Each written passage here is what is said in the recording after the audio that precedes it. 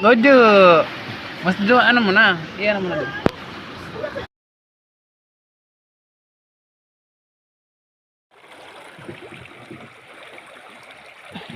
Hello po.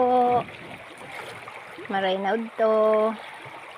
Ngunit po ako niyan pasiring sa sa bundok namin. Ito yung dinadaanan ko. Ito po yung bangka ko. Hindi ako makasakay kasi sobrang lakas ng tubig hinihila ko po yung bangka ngayon. Pero sa unahan po ayos naman, kakabangka pa din.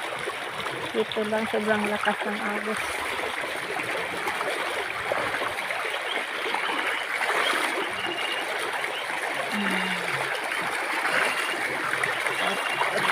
Ang lakas ang mababaw lang. Ang hirap hilahin ng bangka ko. Kasi ang lakas ng agos. Kailangan kong makarating sa bundok kasi mula umaga hanggang ngayon hindi pa kumakain yung baboy ko. Ito, hirap na hirap po kong hilahin yung bangka ko. Ay, ito siya. Ay, ito, kahirap.